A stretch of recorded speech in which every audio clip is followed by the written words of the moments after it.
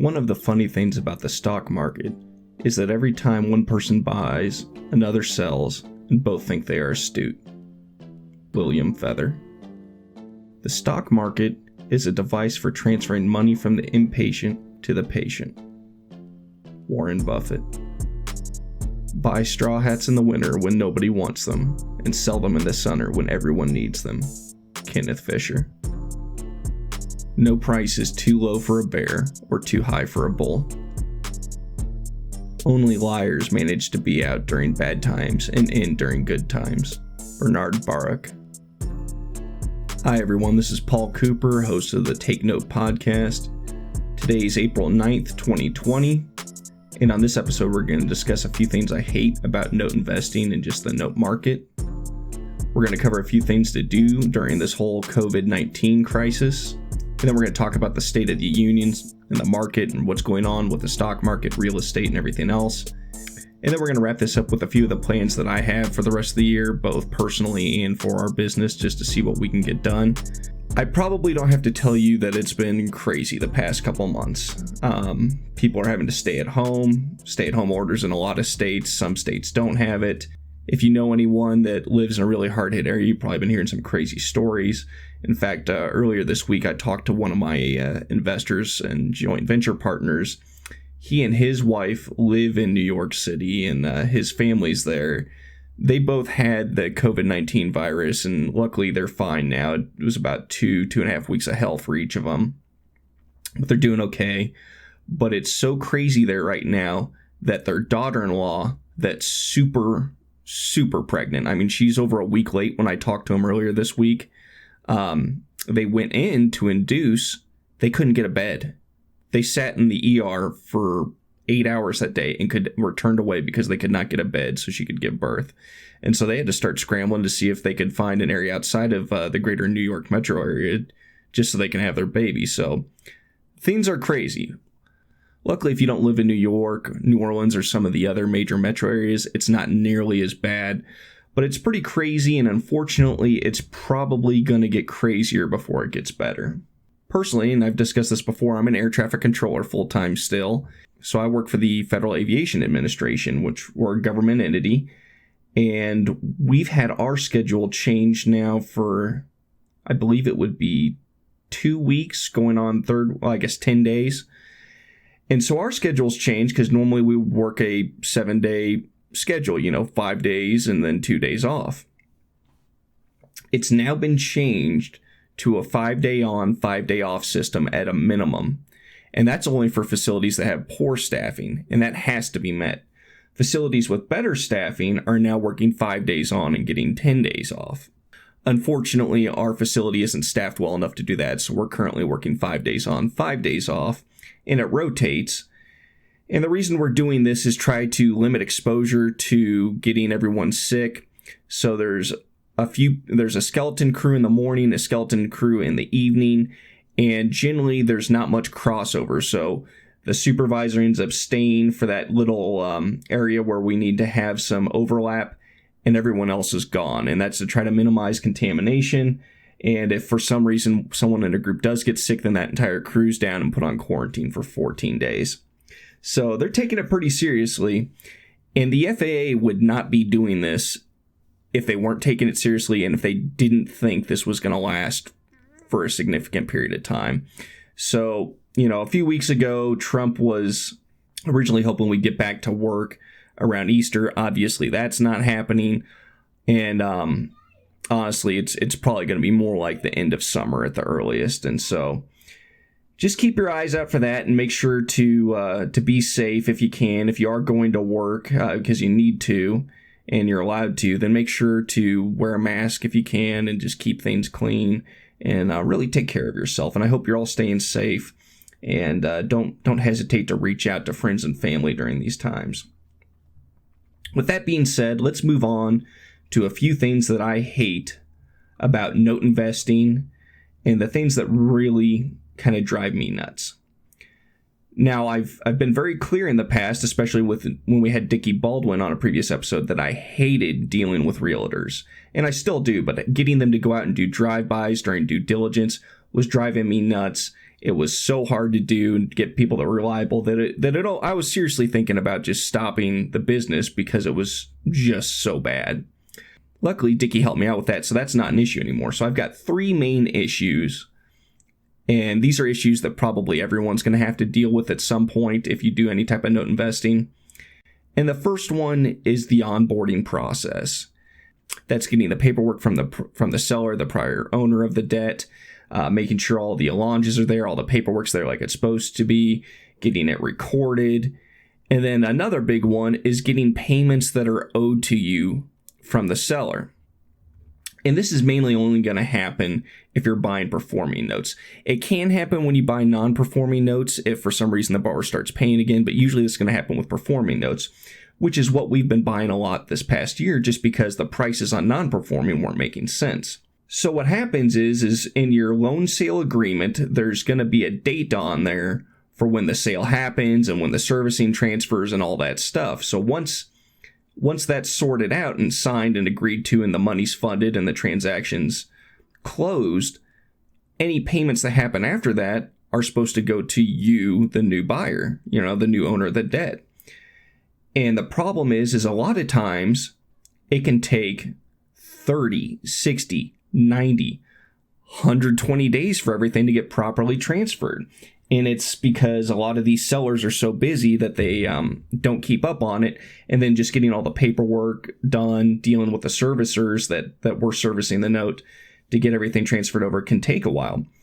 So potentially you could have 3 to 4 months worth of payments coming to you from the prior owner or the seller. And getting those sometimes can be a pain because they'll be like, oh, it's with the servicer. Oh, okay, we got to look it up to see what you owe you. And it's, if they truly wanted it done, it should be one of those things that, their accountant or whoever handles the money looks at it and gets done in an afternoon or even an hour or less. But they'll drag their feet because they want to keep that money as long as they can, and it can get ugly because then you're having to threaten them with the contract that you signed, the loan sale agreement, because most of the time the loan sale agreement is going to be like, hey, the servicing's supposed to happen, or the servicing transfer is supposed to happen within 2 weeks to 30 days after the sale. And so it's like all that stuff should be done well before then, and a lot of times it isn't. So now you got to put pressure on them. And the problem is, if you're not a big hedge fund or bank, they'll try to put pressure. It's like, well, if you cause too much commotion, they're not going to sell to you in the future and blah, blah, blah, because there really aren't a whole lot of people to buy from.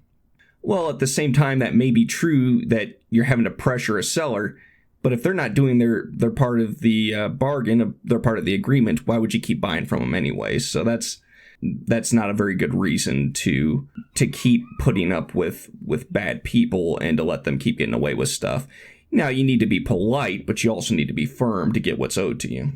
And then that's going to lead into the next thing. I talk about it. A lot of people talk about, the gurus definitely talk about, it's like, oh, they'll either tell you that you can buy from anyone or that you need to sign up for their program and buy through them since they're the only ones that have the relationships. And it's really hard to build the relationships to get all these different asset managers to sell to you. The reality is it's a mix of both. You can approach other banks and hedge funds and get some of them to sell to you. Some of them are selling all the time and some of them are rarely selling. That being said, you're probably not going to get most banks to sell to you that frequently or that often. Most of the people that you're going to buy from are going to be hedge funds, and it's going to be the usual suspects. You're going to have Granite, Window Rock, Harbor Portfolio. Some of these went out of business and just changed names. And these are the usual suspects. So what they end up doing is during the last recession, during the housing collapse, all these homes got repossessed and became REOs, which stands for real estate owned. And basically what that means is it's a bank-owned property. They had to foreclose, and they either foreclosed or they had the property given back to them by the borrower. So the banks had all these properties that were now empty and vacant, and they needed to get rid of them. Some of them were in decent condition, a lot of them weren't. So what they did is they sold these to hedge funds. The hedge funds come in and they buy tens of millions of dollars at a time worth of these REOs, and they get them livable. They're not nice, but they give them livable. And so then what they do is they wrote a bunch of contract for deeds or land contracts, And these are basically just mortgages by a different name with some slightly different rules. Basically, the new borrower / owner isn't put on the deed until they fulfill the contract, and then the property's finally deeded over to them. But they still have all the rights to the property.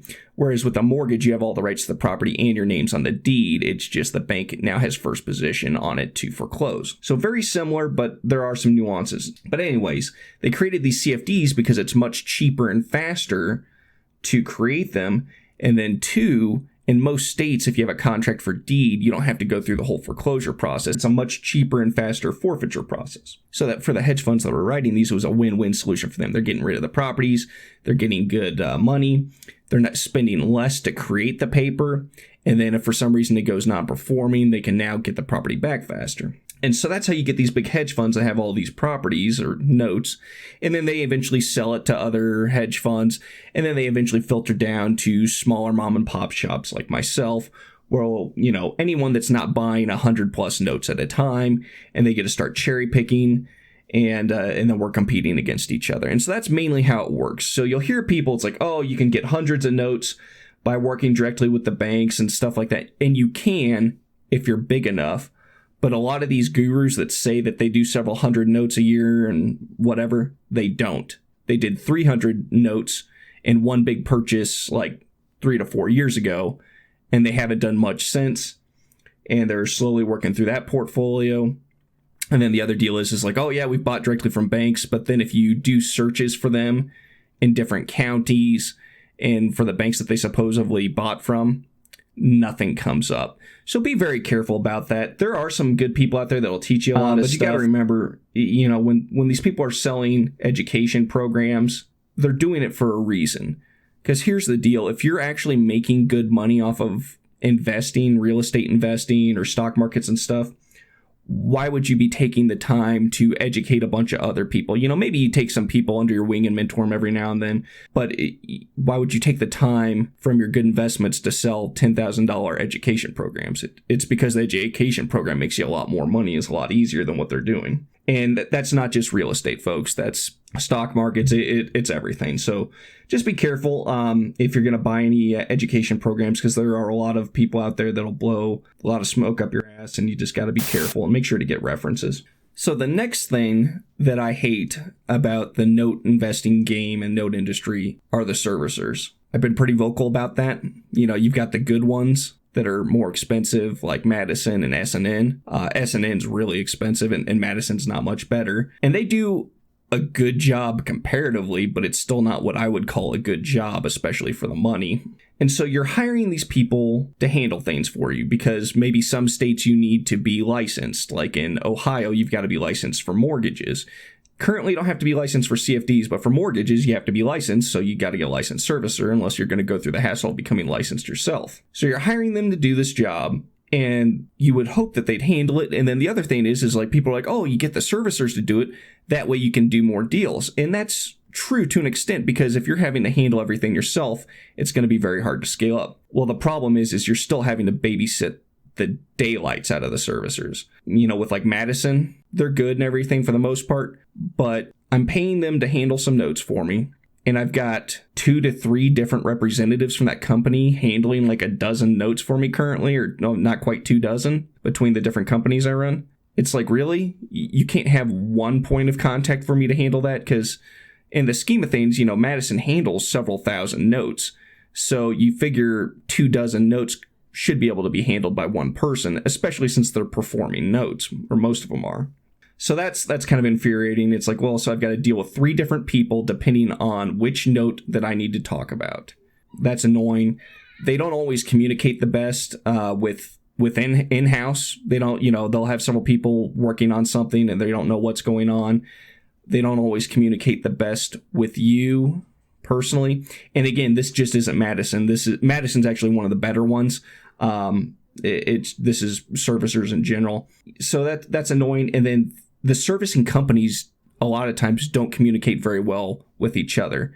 Now, Madison and S&N usually do a pretty good job, but FCI is notorious, and FCI is one of the largest servicers. And the person who runs that's unofficially come out several times and said they really don't care about their customers unless they have 100+ notes. They want the big time banks and players. They don't really care about the little guys. And so FCI isn't that great. And FCI does a terrible job, in my experience, getting the notes transferred over. I had 2 fairly large purchases last year, and FCI was the prior servicer, and I'm still having to bother them about getting documents sent over and everything else. And the annoying thing to me is why am I having to do that? Because if I talk to Madison, they're like, hey, I need to reach out. Madison will, send them something like, hey, you gotta be the one to tell them. I was like, well, I really shouldn't have to, because that should be the seller's responsibility. And then the seller will reach out, and it's a nightmare because stuff just doesn't get done because there's so many people involved. And so it's annoying. It's really annoying, and you'd think it'd be more streamlined, especially with modern day technology. And sometimes it's very easy and painless, and that's great, and then other times it isn't. And the last thing that I hate about the note investing game and industry is just the professional borrowers/tenants. You're going to get these in pretty much any type of real estate investing, especially if you have rentals. You're going to have the professional tenants. They know all the tricks of the trade. They know how to get 3, 6, 9 months, a year free, even when they should be kicked out. They know how to work the system. They'll lie. They'll hire unscrupulous lawyers. Luckily, I haven't had to deal with this too much yet, but it's just a matter of time. I had the one in Pittsburgh that was annoying, and we finally got through that. Currently, everyone else is pretty good, and so that's nice. And I really like spending my time with borrowers that are paying and doing the right thing, communicating with us and letting me know what they need. That part's awesome. And so that's a pretty minor complaint because most of the time that's not going to be too big of an issue. But I just wanted to let you all know that does exist in the note investing game. So you'll hear a lot of people, especially the gurus, talking about it's like, oh, it's better than rentals because you don't have to deal with the toilets, tenants, termites, whatever. And yeah, you kind of don't, but then you've got your own issue with the borrower. If they're not handling stuff, they can make your life pretty miserable. Maybe they're not paying for insurance, so you got to do forced place insurance. Maybe they're not paying taxes, so you got to deal with that. Maybe they're just, hiring lawyers and saying that this stuff isn't legit and just constantly challenge you on that. And just, so there are issues.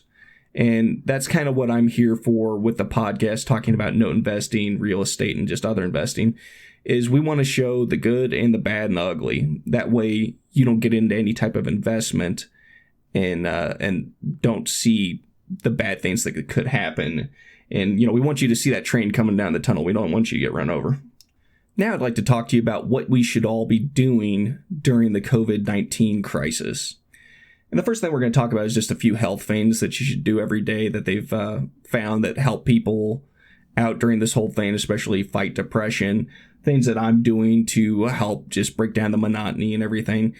And number one is you should obviously follow the advice and directives of actual doctors and not just people on TV, whether they're politicians or people on the internet.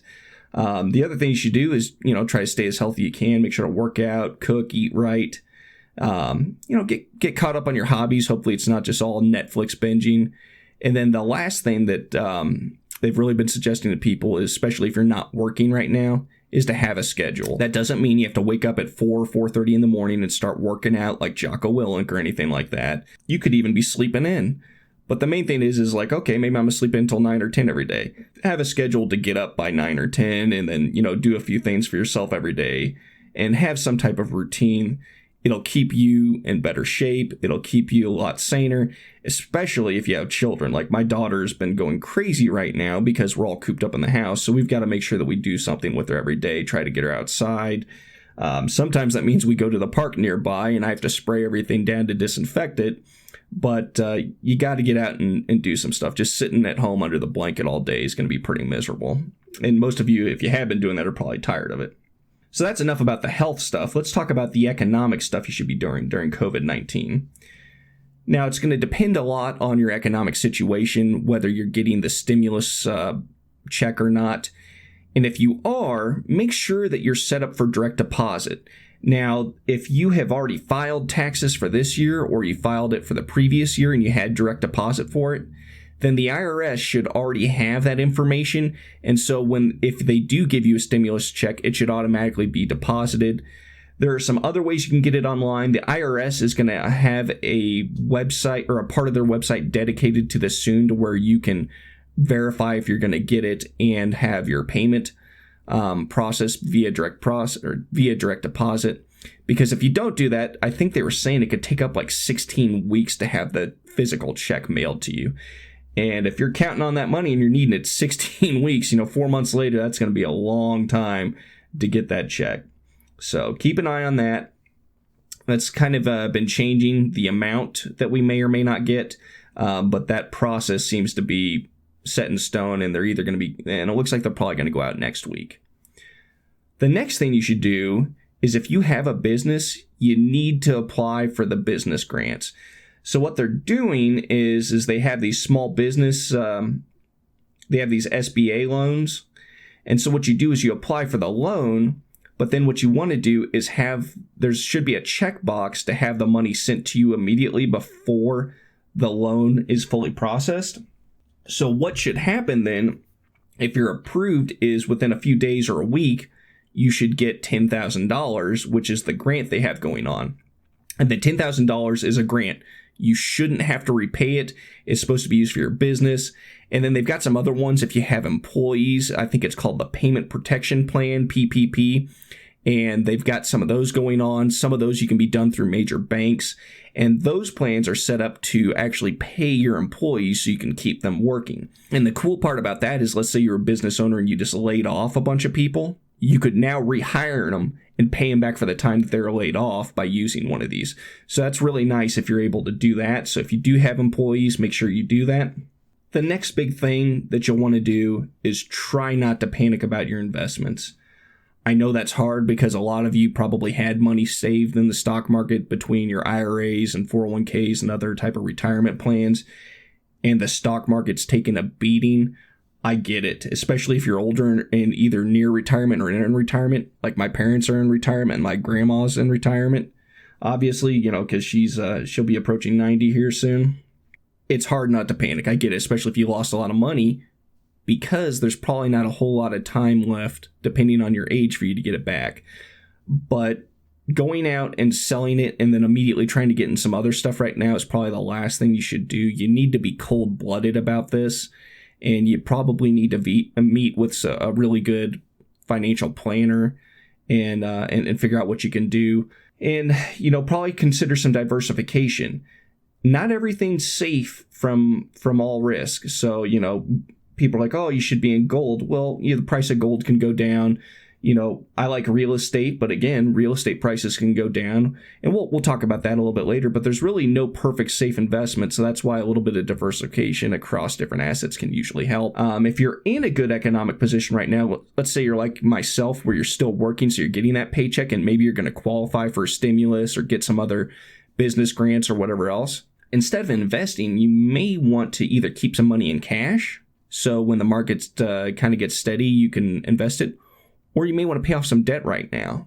Just some prudent things you might want to do. And again, that's your personal business, and you need to discuss that with your family and any advisors that you have. And then if you are going to potentially have trouble with your finances, reach out to your lenders in advance and let them know what's going on and see what you can work out.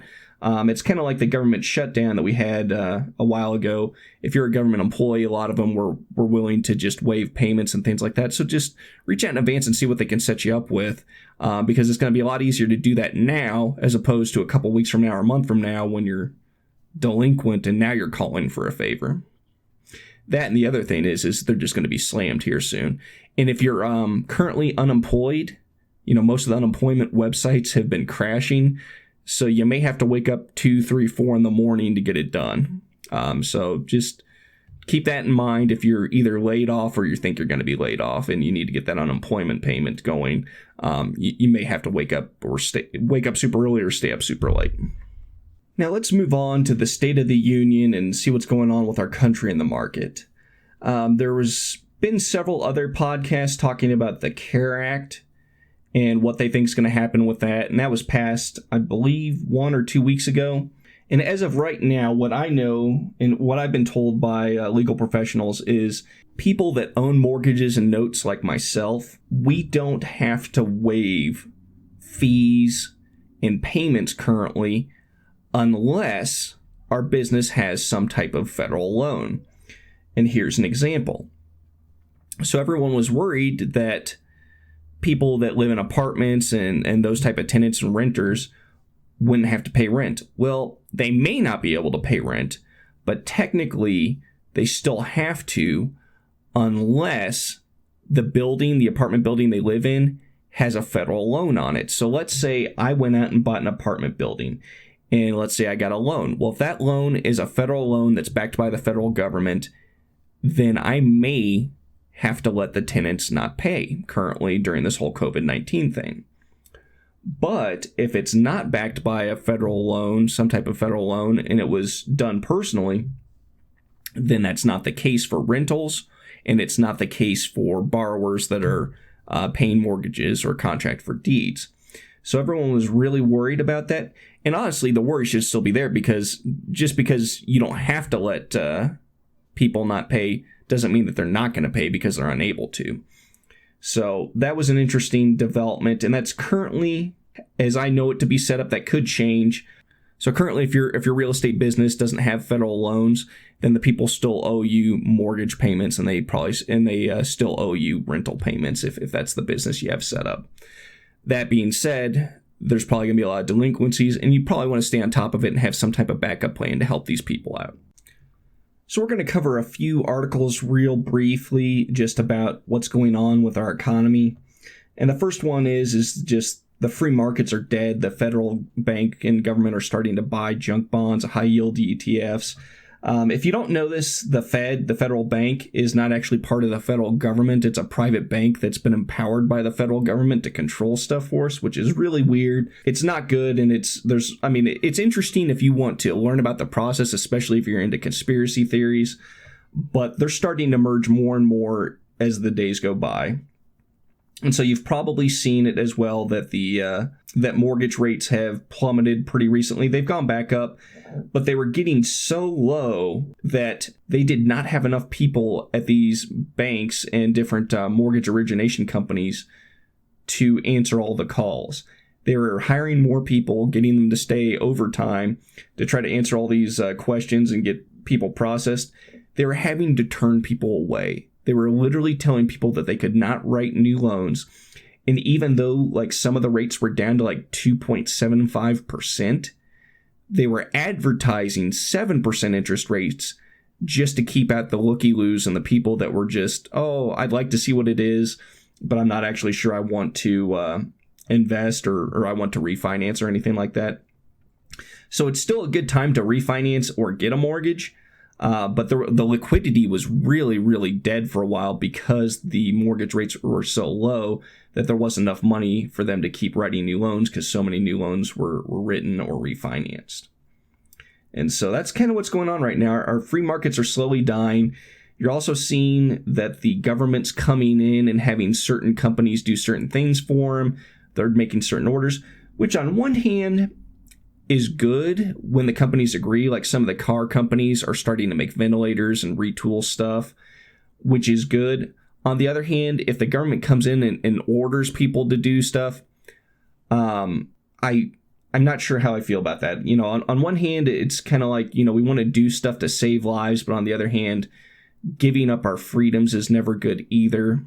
That's actually gone over pretty well in this article here. Government overreach is eviscerating our freedoms.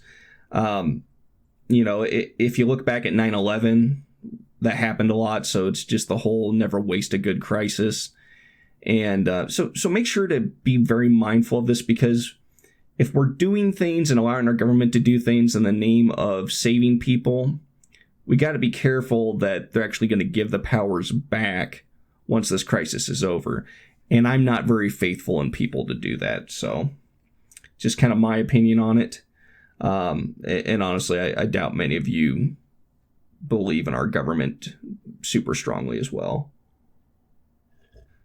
The next thing you may have noticed is that oil prices have plunged across the U.S. So it's really nice to fill up your car now. A lot of parts of the country are mid to low $2. And there's been a few parts of the country that have been under $2. I think we're hovering right at like 204, 205, 206 a gallon. And so that's nice. But at the same time, what that means is a lot of the petroleum jobs in the U.S. are going to be lost or laid off. And just because it's not going to make sense for fracking and some other higher, more expensive processes when we can get oil so cheaply from the Middle East right now. And so it's kind of an interesting thing they've got going on. The Middle East and Russia are really sticking it to the U.S. by dropping the prices so much to try to punish us. So while it helps you and me, the end consumer, it's actually probably going to hurt our economy even more, which, it's not like we didn't have enough going on with that. And another thing that's hurting our economy is that heavy-duty truck orders have collapsed. So you see this for heavy-duty trucks. You're seeing it for dry goods shipping. You're seeing it for trains, any type of heavy equipment, Caterpillars going down. So these are all generally signs of a recession, because if you don't have people buying equipment and building stuff, then that generally means there's not much demand, and that people aren't looking for demand to keep building and remodeling and the basic, tools we need to expand both buildings and our country. This article briefly discussed the Fed's unveiling a new bailout program to provide up to $2.3 trillion in loans to support the economy for small and mid-sized businesses. So I briefly discussed that earlier. Make sure if you own a business to really keep an eye on this and apply for as much stuff as you can get. Even if you don't want the loan, you have to apply for it to get the grant. And the loan rates are so good right now that even though you're just doing it for the $10,000 grant, if they do approve the loan and you see the terms, you may be like, hey, I'm going to go ahead and get this anyways. Or you may not want to, but definitely keep an eye on this. I'll try to remember to post a good link. And in fact, here's a good YouTube channel I've been following the past few days, following some of his videos to help me apply for the grant and to stay up to date on stuff. It's called Clearview Tax. He's got this channel here, and this guy, he's a CPA, and he seems to know his stuff. I haven't done business with him, but he's got good information about the stimulus package, the Paycheck Protection Program, how to get the grants and what it means, the loan process, how to set up your W-4s,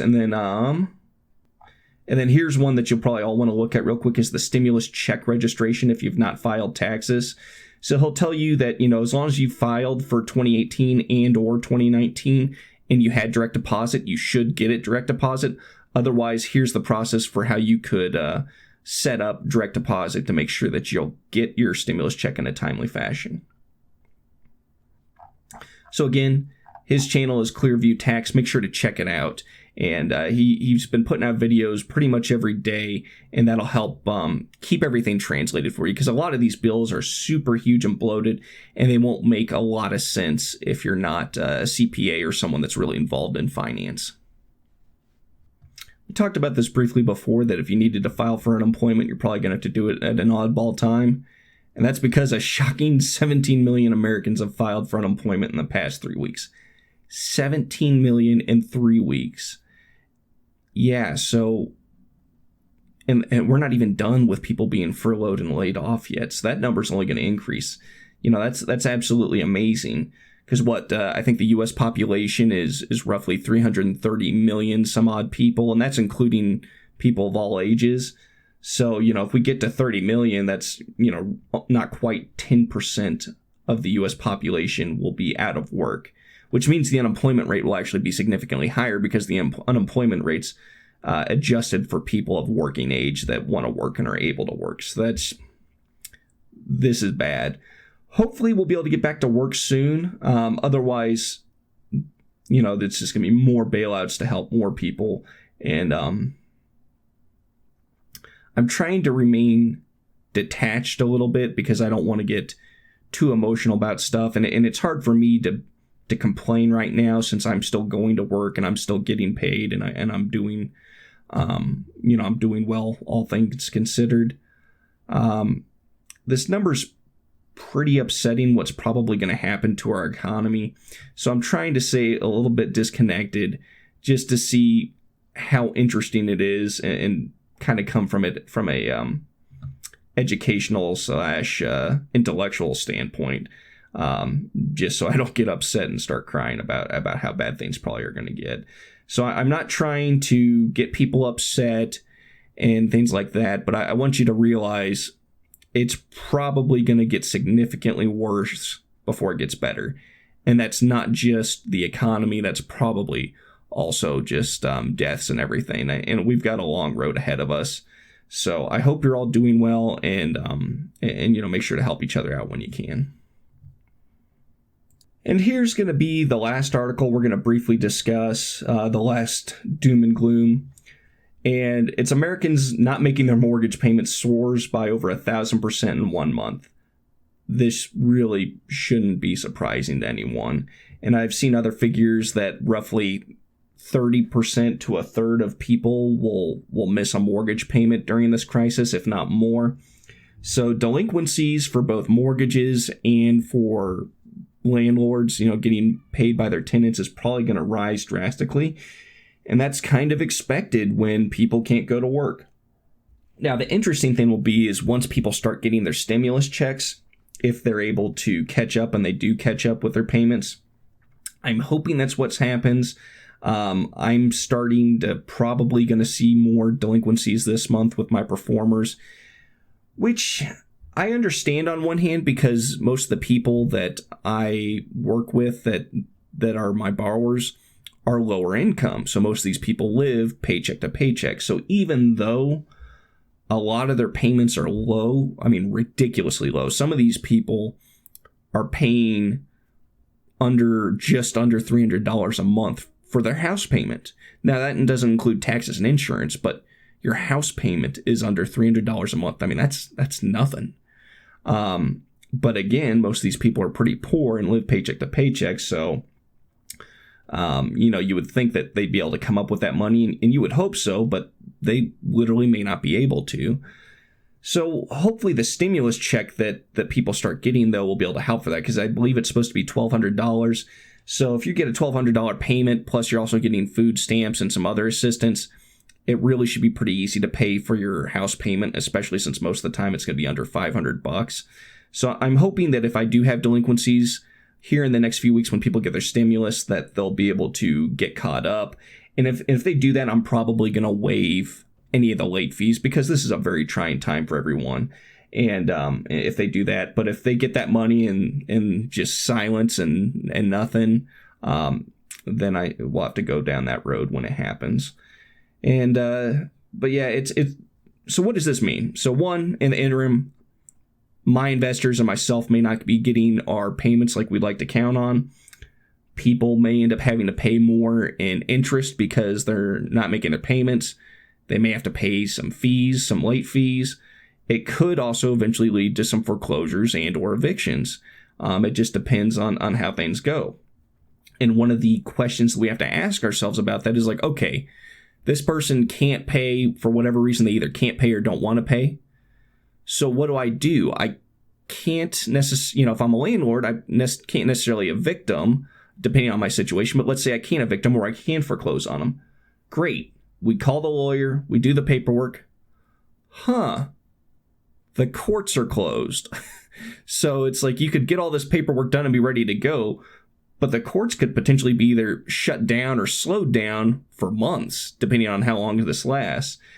And so that could be an issue. So it's like, okay, you did this, and now you've got a borrower that's pissed off that you're trying to get rid of them, or a tenant that's pissed off that you're trying to get rid of them during this crisis. So that's not necessarily a good situation to be in. And then the other thing is okay, so let's say you do get the property back, whether it's an apartment or a house or whatever, you do get your property back. That person's out. So what do you do with it now? How many people are actually looking to move and buy a house or find a different place to live and rent right now? Probably not that many. And most of them that are doing it are probably desperate because they've lost their prior place to live.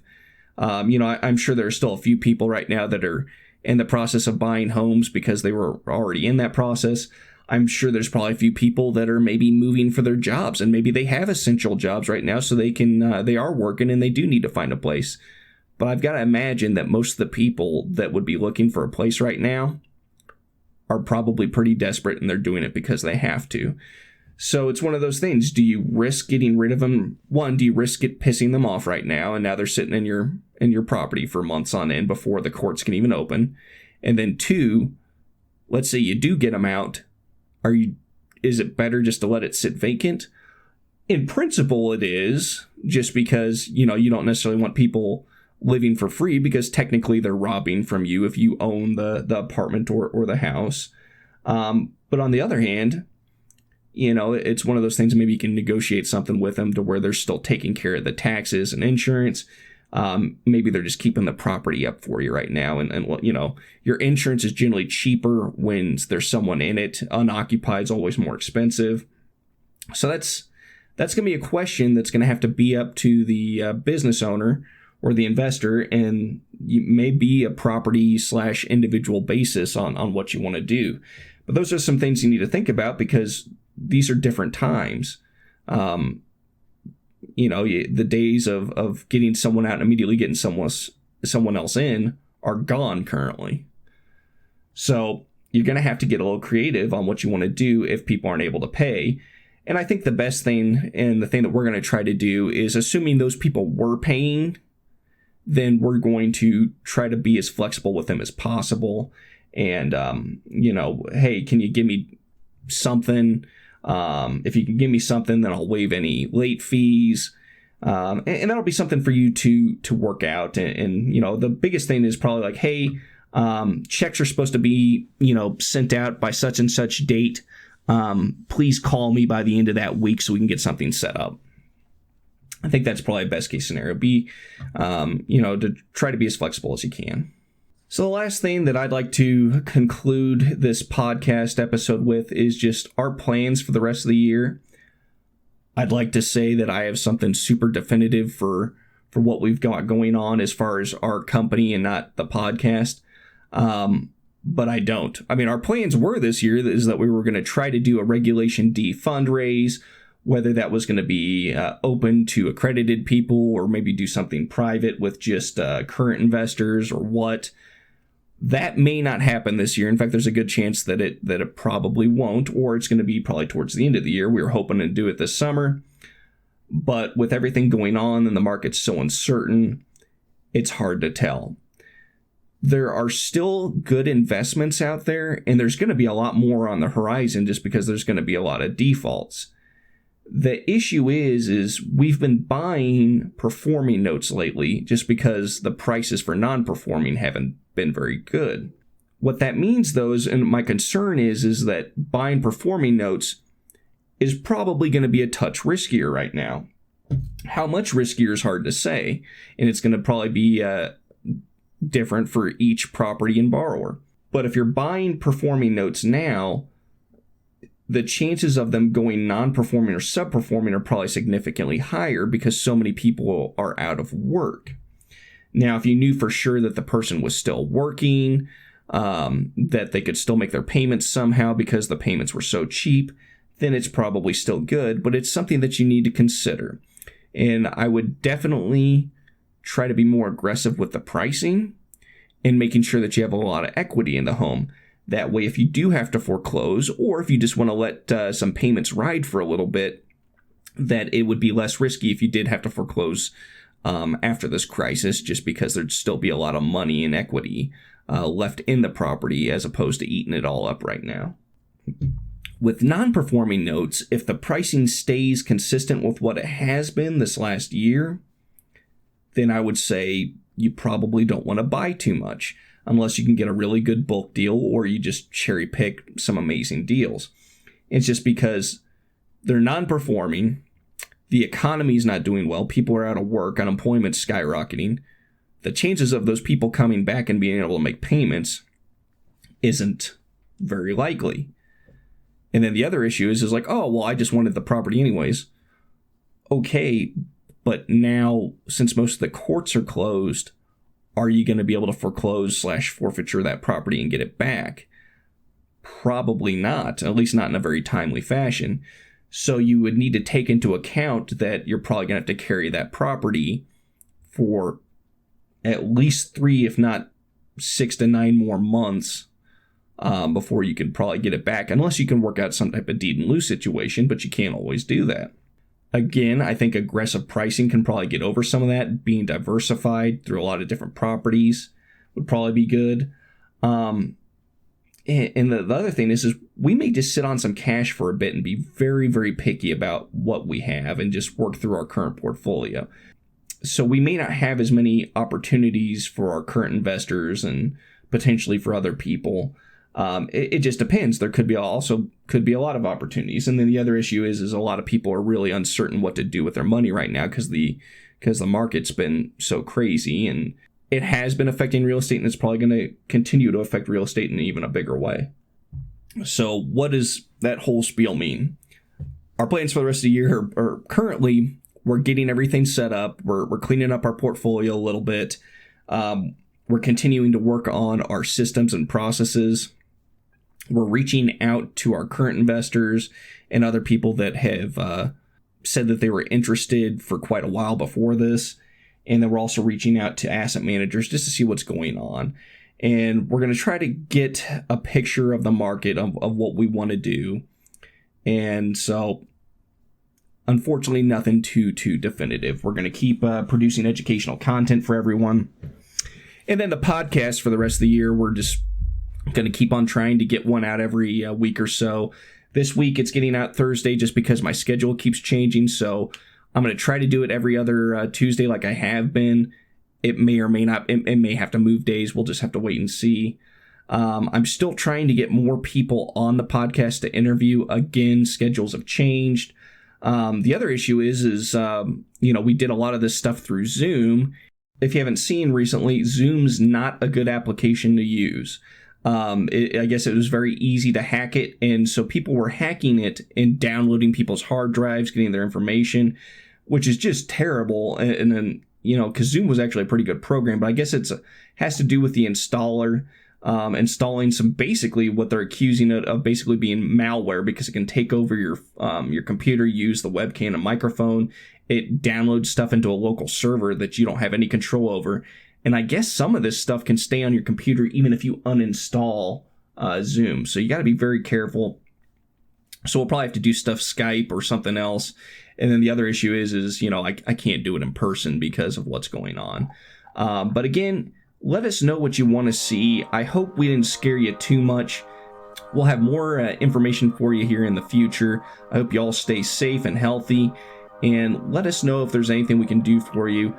My schedule's changing, so please be patient with me on that. You can always email me or text me, and I'll eventually try to get with you. But anyways, that's it for this episode. I'd like to thank you all for tuning in, and y'all take care.